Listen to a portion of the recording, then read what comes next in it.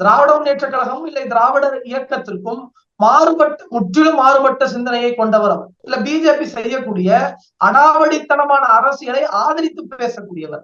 மாறுபட்ட கருத்துக்கள் எங்களுக்கு இருக்கு, விமர்சனங்கள் இருக்கு. ஆனாலும் கூட தமிழ்நாடு இத்தனை ஆண்டு காலம் கட்டி வைத்திருக்கக்கூடிய வெளியே பெண்கள் வர முடியாதுங்கிற சூழலை உடைத்து பெரியார், அண்ணா, தலைவர் கலைஞர் காலத்தில் ஏற்படுத்திய சமூக நீதி மாற்றத்தின் காரணமாக பிஜேபிக்கு ஒரு மாநில தலைவராக தமிழ்நாட்டில் பெண்ணை போட்டாலாவது வாக்கு சதவீதத்தை உயர்த்த முடியுமான்னு பிரிவினைவாதம் பேசுகிற பிஜேபிக்கு, பெண்களை அடிமைத்தனமாக நடத்துகிற பிஜேபிக்கு நிர்பந்தத்தை ஏற்படுத்திய மாநிலம் தமிழ்நாடு. அந்த தமிழ்நாட்டிலிருந்து வந்திருக்கக்கூடிய தமிழிசை போன்றவர்களை இவர்கள் இப்படி மேடையில் கண்ணிய குறைவாக நடத்துவார்கள் என்றால் அதை பார்த்து பிஜேபிக்காரங்க அமைதியா இருப்பாங்க.